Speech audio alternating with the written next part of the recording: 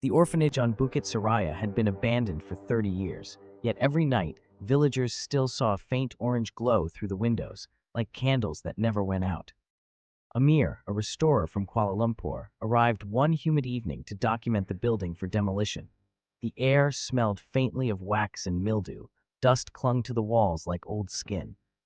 In the dining hall, he found dozens of melted candles arranged neatly on the tables, each sculpted into the vague shape of a child. Their faces drooped, their hands half melted into the table, but each one seemed caught mid-sob. When Amir lit his flashlight, he saw something strange. Some candles still wept clear droplets from their hollow eyes. The wax hissed when it hit the floor, as if it were burning itself alive. He found an old caretaker's diary in the office upstairs, its pages warped from humidity. The entries began innocently, records of meals, donations, illnesses.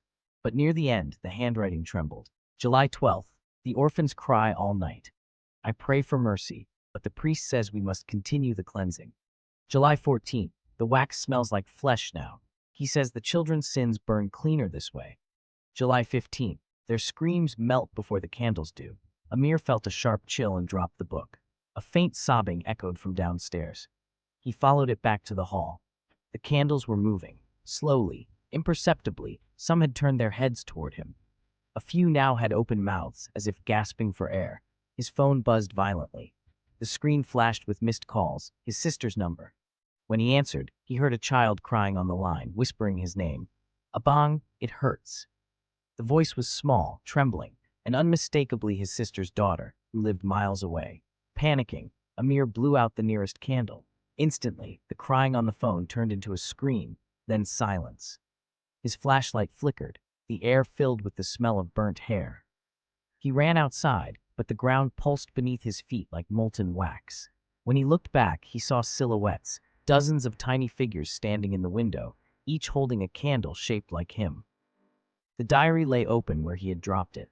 A final entry appeared in fresh ink. The fire feeds on the guilty, one flame for each soul denied mercy. At dawn, the demolition crew arrived. The orphanage stood cold and silent. They found Amir's equipment, his car, and a single new candle sitting on the steps, its face unmistakably his. When they touched it, wax tears dripped from its eyes, hissing as they hit the stone.